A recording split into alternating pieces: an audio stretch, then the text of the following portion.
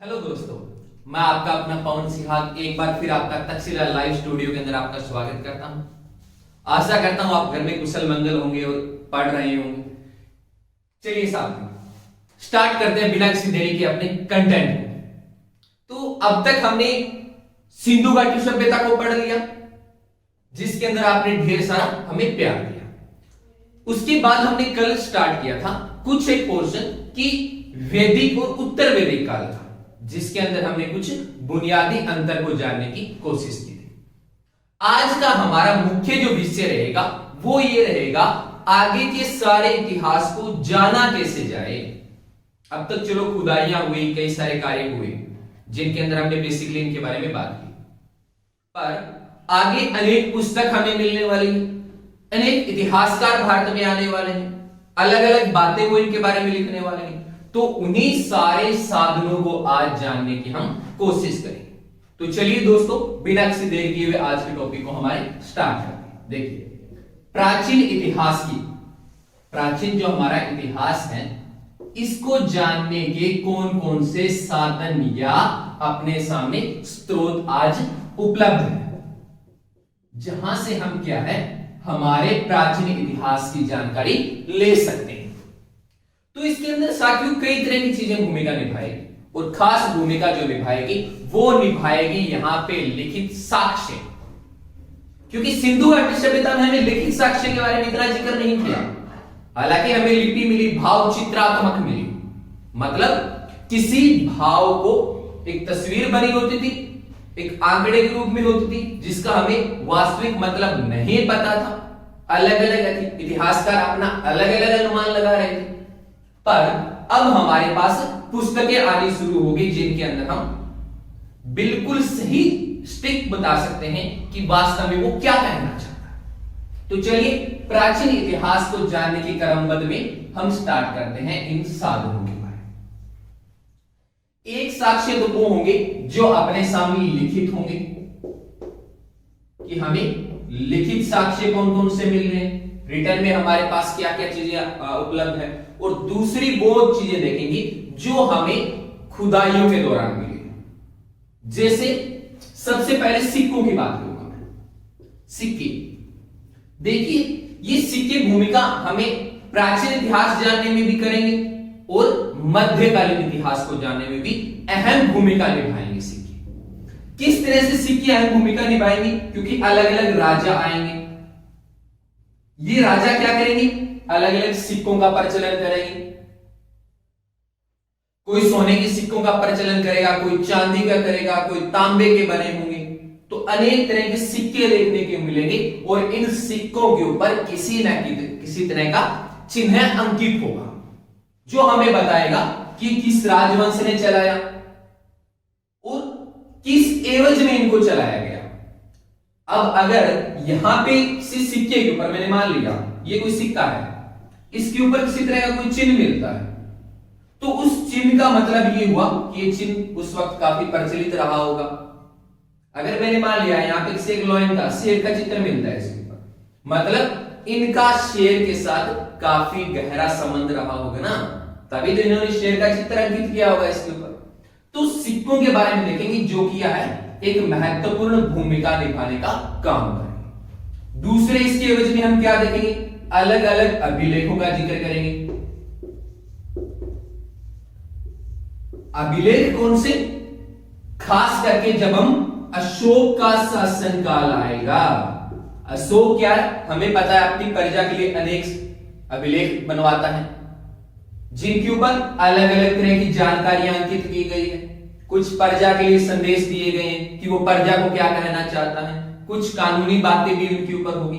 तो एक अहम कड़ी के रूप में हमारे सामने आएंगे अभिलेख या शिला अभिलेख, मतलब ये पत्थर पे अंकित है। जैसे ये कोई पत्थर हो गया, अब इस पत्थर के ऊपर कुछ पंक्तियां लिख दी, और ये अलग अलग भाषाओं का भी प्रयोग किया गया है।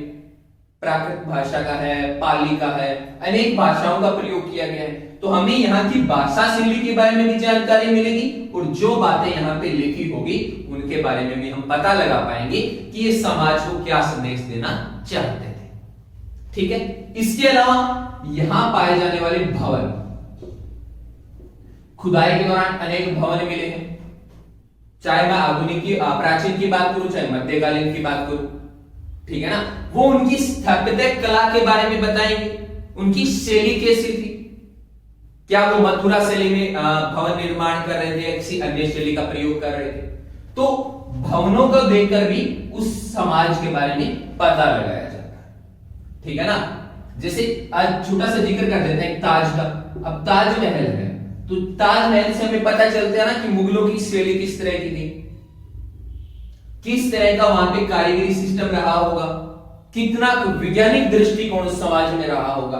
तो भवन भी वहां पे क्या है, हमें एक महत्वपूर्ण कड़ी के रूप में सामने आने का काम करते हैं। ओके, इसके अलावा क्या है, कई दूसरी चीजें और देखने को मिलती हैं। दूसरी चीजें और क्या हो सकते हैं, यहां पे कुछ मोहरे। देखिए, सिंधु घाटी सभ्यता को पढ़ रहे थे तब भी मैंने मोहरों शब्द का प्रयोग किया था, एक बार फिर मोहरों शब्द का प्रयोग कर रहा हूं, ठीक है ना। एक स्टैम्प के रूप में जिसका प्रयोग किया जाता हो, तो ये भी क्या है, एक महत्वपूर्ण कड़ी के रूप में सामने आता है इस समाज को या इस इतिहास को जानने में। यहां मिलने वाले आभूषण, यहां के बर्तन, ये चीजें भी क्या है, एक महत्वपूर्ण कड़ी के रूप में सामने आ रही है।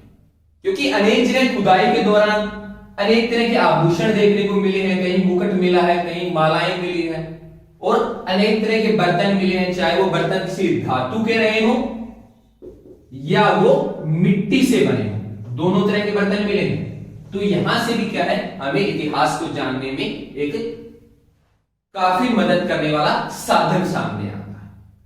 तो इस तरह से देखा जाए तो ये कई सारी वो चीजें हैं जो हमें बताएगी कि प्राचीन इतिहास कैसा रहा होगा। इसको जानने में एक महत्वपूर्ण सोर्स के रूप में ये चीजें हमारे काम आती है। ओके, यहां तक कोई दिक्कत किसी विद्यार्थी को, किसी मेरे साथी को? ओके, चलो इसके आगे का जिक्र करते हैं। इसके आगे हम इनके अंदर क्या क्या चीजें देखते हैं। आगे जो देखेंगे हम लिखित साक्ष्यों को देखेंगे। ये तो वो साक्ष्य हमने अब तक देखे जो हमें खुदाई के दौरान या अलग विधियों से मिले हैं। अब उन साक्ष्यों की बात करेंगे जो हमें सही सही जानकारी देने का काम करेंगे। कौन? हमारे लिखित साक्ष्य, यानी कि क्या लिखा गया है, ठीक है ना। ये लिखित साक्ष्य कब होते हैं? देखिए, हमें पता है अनेक राजा महाराजा आए। हर राजा महाराजा क्या है, अपने दरबार के अंदर एक राजकवि को रखता था। अब राजकवि क्या है, वो उस समाज के बारे में लिखता रहता था, राजा के बारे में लिखता था कि राजा जनता के लिए क्या सोचता है, क्या सुख सुविधा उनको मुहैया करवाता है, किस तरह का कानून वहां पे है। तो इन सारी चीजों से हमें क्या जानकारी मिलती है, उस समाज के बारे में। चाहे वहां का राजनीतिक जीवन रहेगा, चाहे वहां का धार्मिक जीवन रहेगा या वहां का प्रशासनिक जीवन रहेगा, इन सारी चीजों के बारे में जानकारी कौन देंगे? हमें वहां का लिखित साक्ष्य, यानी कि जो अलग अलग साहित्य लिखे गए, पुस्तक लिखी गई है, वो हमें इसके बारे में जानकारी देने का काम करेगी। तो चलिए दोस्तों आरंभ करते हैं इसको आगे। देखिए, अगर मैं साहित्यिक क्षेत्र की बात करूं, क्योंकि हमें पता है भारत कवियों और लेखकों का भी देश है, अनेक बड़े से बड़े लेखक हुए हैं, एक से एक बड़े कवि यहां पैदा हुए, तो उन्होंने बहुत कुछ लिखा है ना भारत के बारे में।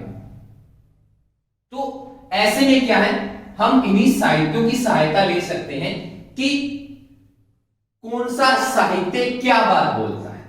अभी सिर्फ हम इतना जानेंगे इस लेक्चर के अंदर कि कौन कौन से पुस्तक और कौन कौन से लेखक यहां पे। इनको डिटेल में हम जैसे जैसे इतिहास में आगे बढ़ेंगे वैसे वैसे क्या है देखते जाएंगे कि किस राजा के काल में कौन आया, वो उस साम्राज्य के बारे में क्या बोलता है। तो उनको क्रमबद्ध से आगे बढ़ेंगे। एक बार हम ये जानें कि कौन कौन से साहित्यिक स्रोत हमारे सामने आज उपस्थित है। सबसे पहले नाम जो आता है वो आता है चीनी साहित्यों का। अब देखिए चीन बिल्कुल अपने पास में लगता हुआ देश है। अब अनेक यात्री भारत में आए होंगे चीन से, क्योंकि इसी समय के अंदर भारत एजुकेशन का बहुत बड़ा हब रह चुका है। यहां तक्षशिला, नालंदा जैसी बड़ी यूनिवर्सिटियां रह चुकी है। तो ऐसे में क्या है, अनेक बाहर से घूमने वाले लोग यहां आए, कुछ पढ़ने के लिए आए, और जो पढ़ने के लिए और घूमने के लिए आए उन्होंने यहां कई सारी पुस्तकें लिखी।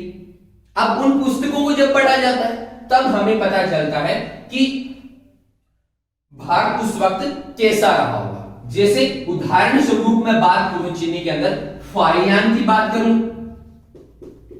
फाहियान, और एक कौन आया था, हेन स्वांग। अब देखिए ये भारत के अंदर आए थे, फाहियान आया था, हेन स्वांग आया था, ठीक है ना।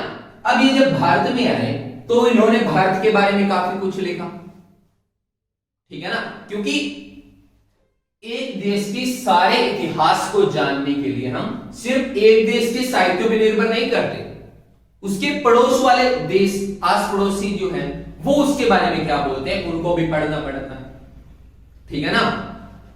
तो ऐसे में क्या है, हमें चीनी साहित्यों या चीनी लेखकों की तरफ ध्यान देना पड़ता है, जिनमें हम जिक्र करते हैं, फाहियान का जिक्र करेंगे आगे जाके, हेन स्वांग का जिक्र करेंगे, जो भारत के बारे में क्या लिखते हैं, यहाँ के प्रशासनिक और राजनीतिक जीवन के बारे में हमें क्या जानकारी देते हैं, ये हमारे सामने मुख्य स्रोत रहेगा। इसके अलावा बात करूं तो अरबी, अब अनेक अरबी भी भारत पे आए। हमें पता है अरब ने भारत पे आक्रमण की, ठीक है ना। अब वो भारत पे आक्रमण करने आएंगे, चाहे वो धन लूटने की इच्छा से आए हो, चाहे वो राज्य विस्तार की नीति को लेके आए हो, चाहे वो धर्म प्रचार की नीति को लेके आए हो, पर उनके साथ भी अनेक लेखक आए जो भारत के बारे में वर्णन करेंगे, बताएंगे ये समाज कैसा है। तो ऐसे में क्या है, हमें अरबियों की तरफ भी जाना पड़ेगा कि अरबी भारत के बारे में क्या बोलते हैं। जैसे अल सुलेमान का जिक्र कर लेता हूं मैं, अल सुलेमान हो गए। इसके अलावा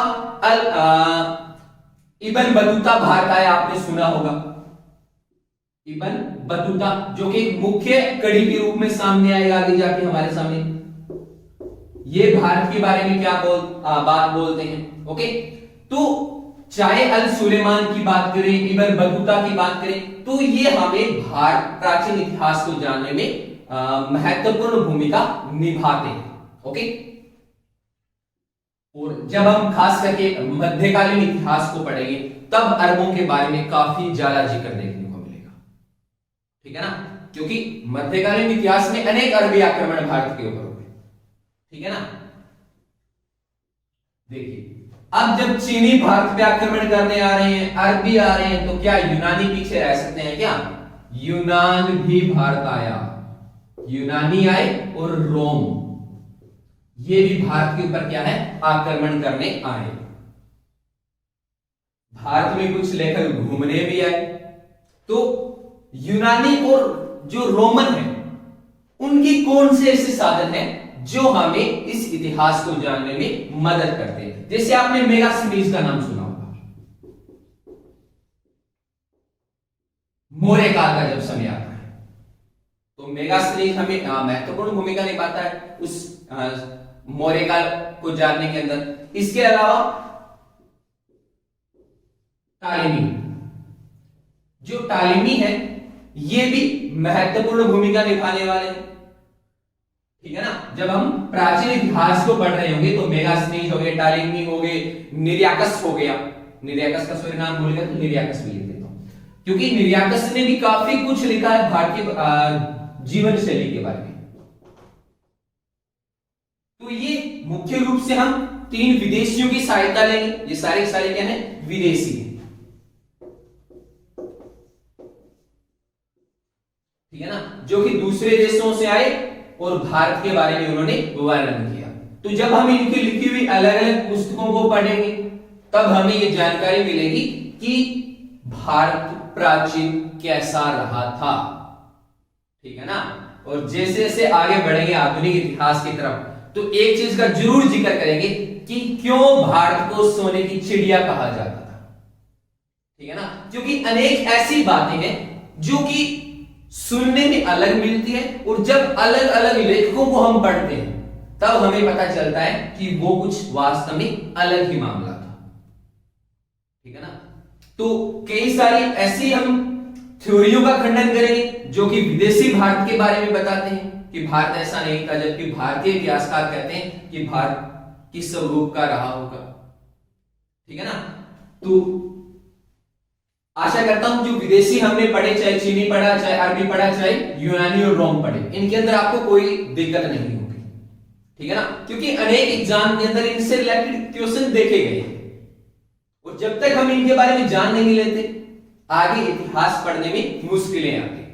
ओके, अब बात कर लेते हैं जो भारत के अंदर है। ठीक है ना, क्योंकि भारत का जब जिक्र आएगा तो एक लंबा चौड़ा हमारे सामने लिस्ट सामने आ जाती है, क्योंकि भारत में अनेक लेखक होंगे, अनेक कवि होंगे, अलग अलग विचारधाराएं रखेंगे। ठीक है ना, ओके, तो जब हम भारतीय साहित्य की बात करते हैं, भारत के साहित्यों की जिक्र करेंगे, तो इन साहित्यों के अंदर क्या है, हमें कई तरह की चीजों को पढ़ना पड़ेगा। कौन कौन से, हमारे जो संगत है वो क्या बात बोलते हैं। ठीक है ना, अधार्मिक या मैं कहूं जो धर्म पे आधारित नहीं है, अधर्म वाले, ये क्या बात बोलते हैं। और हमारे धार्मिक ग्रंथ या धार्मिक पुस्तकें क्या बात बोलते हैं। ठीक है ना, तो इन्हीं चीजों के बारे में हम जिक्र करेंगे कि अधर्म या अधार्मिक,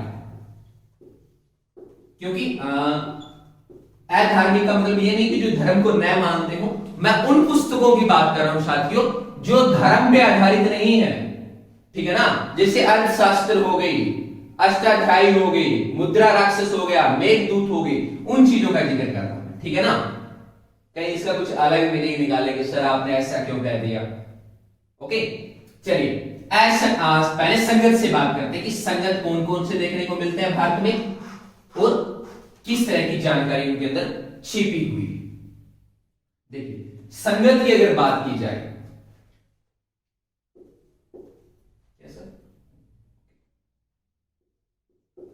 तो सबसे पहले जो नाम आता है वो आता है तिरुकुलर।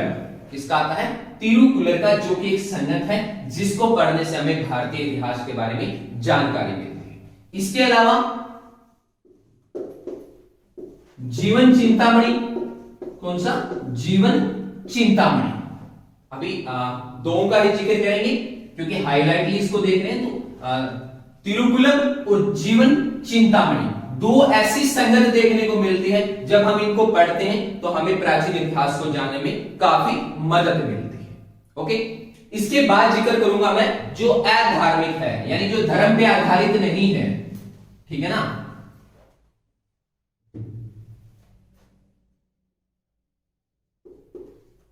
अधार्मिक। देखिए, अधार्मिक का जब जिक्र किया जाएगा तो सबसे पहला नाम जो आएगा कौटिल्य का आएगा या चाणक्य का। देखिए, कौटिल्य भी बोलते हैं, विष्णुगुप्त नाम भी इनका देखने को मिलता है और चाणक्य नाम भी देखने को मिलता है। तो कौटिल्य जब मौर्य काल में थे, यानी कि चंद्रगुप्त मौर्य के दरबार में थे, तो इन्होंने चंद्रगुप्त मौर्य की प्रशासनिक इकाइयों के बारे में लिखा, वहां होने वाली इनकम के बारे में लिखा, कितना पैसा कैसे खर्च किया जाता है वो लिखा। ठीक है ना, कैसे राजा प्रजा के सामने आया करता था, किस तरह का कर जनता राजा को दिया करती थी और बदले में राजा किस तरह की सुख सुविधा मुहैया करवाता था अपनी जनता को। तो इसमें क्या है, अर्थशास्त्र का जिक्र करेंगे। ये क्वेश्चन पूछा गया है, कौटिल्य ने कौन सी पुस्तक का लेखन किया था या कौन सी पुस्तक को लिखा था? तो कौटिल्य ने किसका किया था? अर्थशास्त्र का लेखन करने का काम किया था। जिक्र कर लीजिए आप कालिदास का। अब कालिदास का जिक्र करते हैं तो ये मेघदूत लिखते हैं मुख्य रूप से। ये भी पूछी गई पुस्तक है कि मेघदूत के लेखक कौन है, तो मेघदूत के लेखक कौन है, कालिदास हैं। ओके, इसके अलावा अगर जिक्र किया जाए तो विशाखदत्त का नाम आता है। अब विशाखदत्त क्या लिखते हैं, विशाखदत्त लिखते हैं मुद्रा राक्षस। क्या, मुद्रा राक्षस। मुद्रा राक्षस देखने को मिलते हैं, किसकी है, विशाखदत्त की पुस्तक है। पाणिनि का जिक्र आता है, किसका, पाणिनि। अब पाणिनि भी एक महत्वपूर्ण कवि के रूप में सामने आते हैं, क्योंकि ये जो अष्टाध्यायी लिखते हैं, कौन सी, अष्टाध्यायी। अब जब इनकी अष्टाध्यायी को पढ़ते हैं तो इससे भी काफी सारी जानकारी हमें देखने को मिलती है। अच्छा, एक रह गई कल्हड़। कल्हड़ ने कौन सी पुस्तक लिखी थी, राजतरंगिणी। कौन सी, राजतरंगिणी।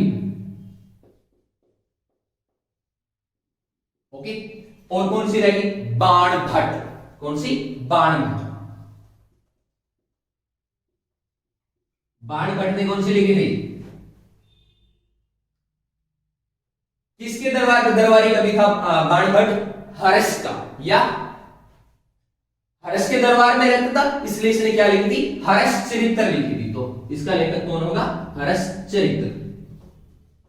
तो ये कुछ एक मुख्य वो अधार्मिक स्रोत है हमारे सामने जो हमें मदद करेंगे जानने में प्राचीन इतिहास को। एक बार रिपीट कर लेते हैं, कल्हड़ ने राजतरंगिणी लिखी थी, क्योंकि यहां से क्वेश्चन बड़े बने, ये काफी इंपॉर्टेंट टॉपिक बनता है, यहां से कई क्वेश्चन आएंगे। तो कल्हड़ की राजतरंगिणी, कौटिल्य की अर्थशास्त्र, कालिदास की मेघदूत देखने को मिलती है, विशाखदत्त की मुद्रा राक्षस देखने को मिलती है, पाणिनि की अष्टाध्यायी देखने को मिलती है, और बाणभट्ट की हर्ष चरित्र हमें यहाँ पे देखने को मिलती है। तो इस आधार पे देखा जाए तो अधार्मिक ग्रंथों को जब हम उठाते हैं तो काफी महत्वपूर्ण जानकारियां मिलती है हमें प्राचीन इतिहास के बारे में, ठीक है ना, क्योंकि इन्होंने बहुत कुछ लिखा है भारत के बारे में। ओके, तो इस तरह से देखा जाए तो ये बड़ा इंपॉर्टेंट टॉपिक है, इन पुस्तकों को जरूर पढ़ लेना है। ओके, चलिए अब बात कर लेते हैं धार्मिक ग्रंथों की, कि धार्मिक ग्रंथ भारत के बारे में क्या बोलते हैं। क्योंकि भारत धर्म के आधार पे देखा जाए तो अनेक धर्म यहां पे पाए जाते हैं, अलग अलग धर्मों में अलग अलग तरह के ग्रंथ देखने को मिलते हैं। पर अभी हम प्राचीन धर्म की बात कर रहे हैं या प्राचीन इतिहास की बात कर रहे हैं, तो ज्यादा कुछ इसमें गहराई में नहीं जाएंगे। चलिए धर्म के आधार पे बात करते हैं। तो धर्म के आधार पे सबसे पहले जिक्र आता है वेद का। किसका, वेद। मुख्य रूप से देखा जाए तो 4 वेदों की रचना भारत में हुई है, चाहे वो ऋग्वेद हो, सामवेद हो, अथर्ववेद हो, चाहे वो यजुर्वेद हो। क्योंकि कल के लेक्चर में जब हम पढ़ रहे थे तो मैंने समय को 2 कालखंडों में बांटा था, एक वैदिक में बांटा था और दूसरा उत्तर वैदिक में बांटा था। ये वैदिक और उत्तर वैदिक में बांटने का क्या कारण था कि वैदिक में कौन सा वेद लिखा गया था, ऋग्वेद की रचना हुई थी, और उत्तर वैदिक का जब जिक्र आया था तो सामवेद भी आया था, अथर्ववेद भी और यजुर्वेद भी, ठीक है ना। तो उस समय को जानने में एकमात्र हमारे पास बड़ा जो साधन है वो क्या है, उस समय लिखे गए वेद, इसलिए वेदों के बारे में काफी कुछ पढ़ने को मिलता है। ओके, और लगभग एचएससी में एक क्वेश्चन यहां से देखने को मिल जाता है। तो इस आधार पे देखा जाए तो काफी महत्वपूर्ण ये हमारे सामने कॉन्सेप्ट बन के आता है। अच्छा, वेद हो गए, इसके अलावा महाकाव्य हो गए। हमें पता है भारत में प्राचीन समय में 2 महाकाव्य भी लिखे गए थे। कौन सा, रामायण और दूसरा महाभारत। देखिए साथियों, अगर इन दोनों चीजों को धर्म की नजर से न भी पढ़ा जाए फिर भी बहुत कुछ जानकारी देते हैं ये दोनों महाकाव्य। चाहे आप रामायण को पढ़ लीजिए, चाहे आप महाभारत को पढ़ लीजिए, ठीक है ना, क्योंकि यहां उनकी राजनीतिक जीवन का, वहां की अर्थव्यवस्था का, वहां के प्रशासनिक जीवन का काफी ज्यादा वर्णन किया गया है। ठीक है ना। और अनेक तरह की, जब हम महाभारत को देखेंगे तो अनेक तरह की वैज्ञानिक दृष्टिकोण हमें यहां देखने को मिलते हैं। तो इस हिसाब से देखा जाए तो हमारे महाकाव्य भी क्या है, एक महत्वपूर्ण कड़ी के रूप में सामने आते हैं प्राचीन इतिहास को जानने में। ओके, इसके अलावा क्या है, ब्राह्मण ग्रंथ जो है, देखिए कई सारे ब्राह्मण ग्रंथ भी लिखे गए जिनसे हमें क्या है, उस वक्त के समय की जानकारी मिलती है। जैसे गोपद हो गया, जब हम गोपद को पढ़ते हैं, ओके, तो हम बात कर रहे थे ब्राह्मण ग्रंथों की कि ब्राह्मण ग्रंथ कौन कौन से, तो नाम आता है, गोपद का नाम आता है, ऐत्रेय का नाम आता है। तो ये वो ब्राह्मण ग्रंथ हैं जो उस समाज के बारे में वर्णन करते हैं। देखिए ब्राह्मण ग्रंथों को पढ़ना कई नजरियों से महत्वपूर्ण हो जाता है। क्यों महत्वपूर्ण हो जाता है? क्योंकि हमें पता है कि इस समय हमारा धर्म वर्णों में था, वर्ण व्यवस्था यहां थी और ब्राह्मणों के पास मुख्य रूप से अध्यापन का कार्य था। तो इस समय की शिक्षा, यहां के समाज के बारे में जो ज्यादातर लिखा हुआ है वो इन ग्रंथों को पढ़ने से हमें काफी मदद मिलती है। ओके, चलिए आगे देखते हैं। हमने वेद देख ली, हमने महाकाव्यों का जिक्र कर लिया, हमने ब्राह्मण वेदों का जिक्र कर लिया। अब बात करते हैं स्मृति की। स्मृति, अब कई तरह की स्मृति भी देखने को मिलती है, जैसे मनु स्मृति हो गई। अब देखिए जब मनु स्मृति को देखते हैं या मैं नारद स्मृति की बात करूं तो इन सारी चीजों से क्या है, इनसे भी तो हमें समाज के बारे में पता चलता है ना। ओके, जब हम मनु स्मृति का जिक्र करते हैं, नारद स्मृति का जिक्र करते हैं, तो ये प्राचीन इतिहास को जानने में काफी ज्यादा मदद करते हैं। अगली जो कड़ी आती है वो आते हैं पुराण। देखिए अनेक तरह के पुराण भी वहां लिखे गए। अब पुराण में अगर कोई कहानी होगी, मान लेता हूं मैं, अगर कोई कहानी होगी तो वो कहानी किस आधार पे बनेगी? अगर आज हम कोई कहानी लिखेंगे तो हम उस आधार पे लिखेंगे जो आसपास घटित हो रहा है, ठीक है ना। चाहे किसी तरह की कोई घटना आई, जैसे कोई आसपास कोई आपत्ति आई हो, बड़ा भूकंप आया हो, बाढ़ आई हो, हम लिख रहे हैं तो हम जो जिस तरह स्थितियां बनेगी उसी को वर्णन करेंगे ना। तो इन चीजों में भी कुछ उसी तरह से वर्णन है। पुराण कौन से देखेंगे हम? मुख्य रूप से विष्णु पुराण का जिक्र मिलेगा, गरुड़ पुराण की बात कर लीजिए, शिव पुराण की बात कर लीजिए। तो जब इन पुराणों को पढ़ते हैं तो इन पुराणों से भी क्या है, काफी ज्यादा जानकारी मिलती है। एक भगवत पुराण, तो इनको पढ़ने से हमें इतिहास को काफी सारा जानने में मदद मिलती है। ओके, इसके अलावा क्या होते हैं? षड दर्शन होते हैं। क्या होते हैं? षड दर्शन। अब षड दर्शन कौन कौन से देखने को मिलेंगे? एक तो सांख्य देखने को मिलेगा, इसके अलावा योग देखने को मिलेगा, ओके, तो न्याय भी देखने को मिलता है। तो जब हम इन चीजों को पढ़ते हैं तो हमें क्या है, इतिहास में और ज्यादा मदद मिलती है। अच्छा, वेद लिखे गए तो उपवेद भी लिखे गए होंगे। जब वेद लिखे गए तो कई सारे उपवेद, मतलब वेदों का ही एक अलग भाग होता है उपवेद। जैसे धनुर्वेद, यानी जिसके अंदर क्या है, धनुष के बारे में जानकारी मिलती है, क्योंकि प्राचीन समय के अंदर धनुष एक महत्वपूर्ण हथियार रहा है। हमने देखा है कि अनेक तरह की धनुर्विद्या का जिक्र मिलता है। ओके, जब हम अपने पुराने इतिहास की तरफ जाते हैं, जितने भी हमने धार्मिक ग्रंथों की बात कर रहे हैं, चाहे रामायण की बात करें, चाहे मैं महाभारत की बात करूं, तो इस धनुष का बहुत ज्यादा प्रयोग हुआ है। और इस धनुष को सीखने के लिए, मतलब चलाया कैसे जाता है, किस तरह से तीर होगा, तो उन चीजों की जानकारी कहां से मिलती है? उपवेद कौन सा देखने को मिलता है हमें? धनुर्वेद देखने को मिलता है। अच्छा, एक शिल्प वेद होता है, शिल्प वेद।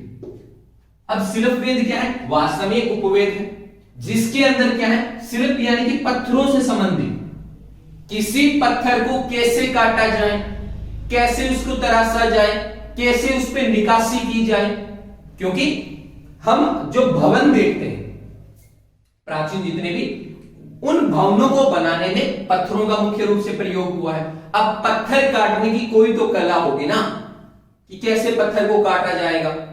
तो ऐसे में क्या है, शिल्प वेद इसका क्या है, एक मुख्य रूप से उपवेद बन के सामने आता है।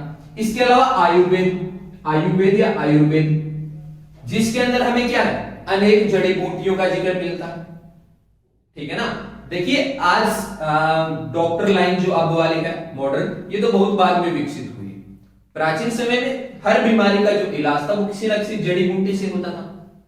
अब उन जड़ी बूटी की जानकारी को एक पीढ़ी से दूसरी पीढ़ी को देने के लिए, या कोई नई तरह की जड़ी बूटी अगर खोजी गई है उसको अगली पीढ़ी तक देने के लिए उसको लिखना जरूरी है। तो इसलिए इन्होंने क्या है, आयुर्वेद या आयुर्वेद का इन्होंने जिक्र किया है, आयुर्वेद। ओके। इसके अलावा गंधर्व वेद होता है, गंधर्व वेद, जिनके अंदर क्या है, गंधर्व का जिक्र किया गया है। तो ये भी एक हमारे महत्वपूर्ण जानकारी के रूप में सामने आते हैं। एक होते हैं उपनिषद। क्या होते हैं, उपनिषद। उपनिषद कई तरह के उपनिषद भी लिखे गए हैं, जैसे कि कंठ। कौन से, कंठ। तो ये भी हमें जानकारी देते हैं ना उस समय के बारे में। ओके। अच्छा, एक होते हैं वेदांग। क्या होते हैं, वेदांग, यानी कि जिनकी रचना वेदों के अंत में हुई हो, उनको हम क्या बोलते हैं, वेदांग बोलते हैं। जैसे शिक्षा, व्याकरण। आज देखिए, आज व्याकरण का कितना ज्यादा प्रयोग करें। ज्योतिष विद्या, ज्योतिष का आज भी हम अनेक लोगों के पास जाते हैं, मेरे हाथ की रेखा देखिए, सी ग्रुप वाली है, डी ग्रुप वाली है, ए ग्रुप वाली है, कौन सी है, एचएससी में लगेंगे, एसएससी में लगेंगे, अनेक तरह के देखने को मिलते हैं ना। तो ये ज्योतिष जो वेद है हमारा, जो कि एक उपवेद होता है, इसकी रचना भी इसी समय में हुई थी। ठीक है ना। अनेक लोग देखें जो किस्मत के भरोसे बैठे रहते हैं कि मेरे किस्मत में ये लिखा हुआ ही नहीं है। अरे भाई, जिनके हाथ नहीं उनकी भी तो किस्मत होती है ना, लकीरों से कुछ नहीं है, मेहनत से तकदीर बदली जाती है। ओके। तो हमने स्मृति की बात कर ली, पुराणों की बात कर ली, षड दर्शन की बात कर ली, उपवेद की बात कर ली, उपनिषदों की बात कर ली, वेदांत की बात कर ली, इसके अलावा वेदों का जिक्र कर लिया और महाकाव्यों का जिक्र कर लिया। इसमें रामायण हमने देखा और महाभारत का हमने जिक्र किया। ओके। और हमने 4 वेद, ऋग्वेद, अथर्ववेद, यजुर्वेद, इनके बारे में भी हमने क्या कर लिया, जिक्र कर लिया। तो इन चीजों को जब देखा जाता है तब हमें क्या है, हमारे प्राचीन इतिहास को मुख्य रूप से समझने में बड़ी जानकारी मिलती है। ठीक है ना। क्योंकि जैन और बौद्ध धर्म उस वक्त के प्रमुख वेद धर्म रहे थे, और सनातन भी क्या है, उस वक्त का एक प्रमुख धर्म के रूप में सामने आया था। ओके। तो एक बार एक हाईलाइट चार्ट से समझा देता हूं कि क्या क्या चीजें हमें देखने को मिली है अब तक, क्या क्या चीजों को हमने पढ़ा है। ठीक है ना, क्योंकि माइंड में बहुत जरूरी होता है। चलिए, तो एक बार फिर से इसका चार्ट बना लेते हैं, और आशा करूंगा कि इन सारी जो मैंने चीजें बताई है, वेद है, वेदांत है, स्मृति है, पुराण है, या जैन ग्रंथ है, बौद्ध ग्रंथ है, तो उन चीजों को आप अपने माइंड में जरूर रखेंगे। ओके। देखिए, मैंने क्या कहा, स्रोत देखे, एक वो देखे जो खुदाई में मिले हैं या अलिखित है, दूसरे मैंने जिक्र किया जो लिखित है, लिखित का मैंने जिक्र किया। यहां कौन कौन सी चीजों का जिक्र किया, मैंने अनेक तरह की सिक्कों का वर्णन किया, मोहरों का जिक्र किया, भवन, एक चीज रह गई थी, चित्रकला, है ना। चित्रकला के बारे में थोड़ा सा जिक्र नहीं किया।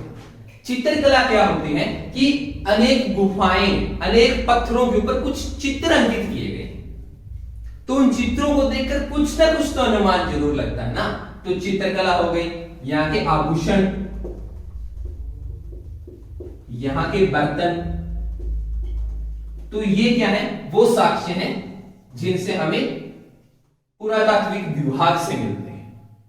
अब क्या है लिखित। लिखित में मैंने कौन से दो भागों में बांटा था इनको, एक विदेशी और दूसरे जो हमारे देसी लेखक हैं, हमारे देश में पैदा हुए जो लेखक हैं, वो इसके बारे में क्या कहते हैं। विदेशी के अंदर हमने किसका जिक्र किया, रोमन का जिक्र किया, हमने यूनानियों का जिक्र किया, मैंने जो चीनी इतिहासकार है उनका जिक्र किया, और कौन सा किया, जो अरबी इतिहासकार हैं उनका जिक्र किया कि ये क्या बात बोलते हैं। चाहे मैंने मेगास्थनीज का जिक्र किया हो, फाइयान का किया हो, अल सुलेमान का जिक्र किया हो, या इब्न बतूता का जिक्र किया हो।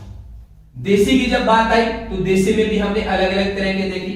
क्या देखे हमने, संगत का जिक्र किया जिसमें हमने चिंतामणि इनको देखा।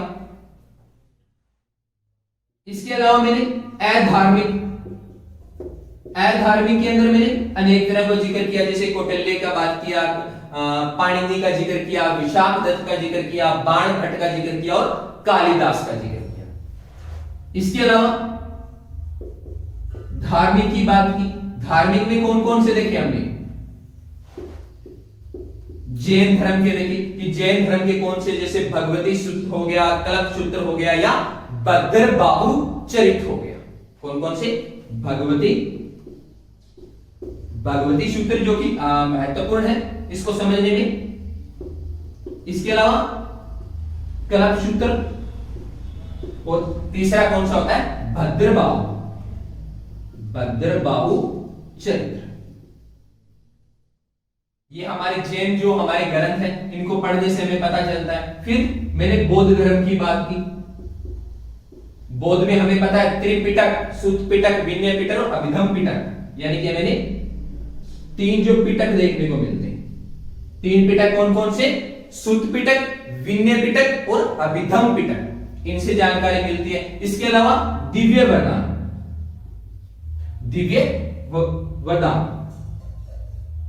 ये महत्वपूर्ण है।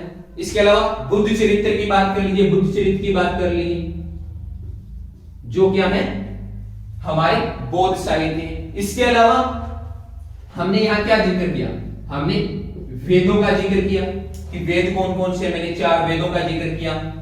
महाकाव्य, कौन कौन से महाकाव्य हैं। इसके अलावा उपवेद, कौन कौन से उपवेद हैं इसके। षड्दर्शन की मैंने बात की, स्मृतियों की मैंने बात की, चाहे वो मनु स्मृति रही हो या नारद स्मृति रही हो। पुराणों का जिक्र किया, कौन कौन से पुराण हैं, चाहे विष्णु भगवान पुराण हो, भागवत पुराण हो, शिव पुराण हो या गरुड़ पुराण हो। इसके अलावा वेदांत का जिक्र किया कि कौन कौन से यहाँ पे वेदांत के, चाहे वो शिक्षा था, व्याकरण था या ज्योतिष रहा हो। इसके अलावा ब्राह्मण ग्रंथ, कौन से, ब्राह्मण ग्रंथों का मैंने जिक्र किया। गौपद की बात की, ऐत्रेय की मैंने जिक्र किया। ओके, तो ये वो साधन हैं जो लिखित हैं जिनसे हमें इतिहास के बारे में जानकारी मिलती है। ओके, तो उम्मीद करता हूं साथियों कि आप इसको अच्छी तरह से समझ पाए होंगे। ठीक है, इसके अलावा भी अगर आपको किसी तरह की कोई दिक्कत रहे, किसी क्वेश्चन में डाउट हो, तो आप हमें हमारे टेलीग्राम चैनल के ऊपर पूछ सकते हैं, जो कि तक्षशिला 2020 नाम से है। और किसी विशेष टॉपिक में ज्यादा समस्या है, क्योंकि अभी तक सारा कंटेंट हम ऑनलाइन नहीं करवा पा रहे हैं, धीरे धीरे क्लास से आपको रूटीन में दे रहे हैं। हर रोज एक मैथ की क्लास मिल रही है, एक जीके की क्लास मिल रही है। इसके अलावा अगर कोई प्रॉब्लम है तो आप हमारे तक्षशिला अध्ययन केंद्र गोरेवाला में आके हमसे संपर्क कर सकते हैं, आपके उस टॉपिक को समझाया जाएगा। ओके, और आशा करता हूं कि इतनी मेहनत जो मैंने की है, इस मेहनत का फल जो है वो आपका एक लाइक, एक कमेंट और एक शेयर होगा। तो अपने साथियों में ज्यादा से ज्यादा शेयर करिए और हमारा हौसला और ऊर्जा बढ़ाने में मदद करिए। तो इसी के साथ दोस्तों आपसे अलविदा चाहूंगा। जय हिंद, जय भारत।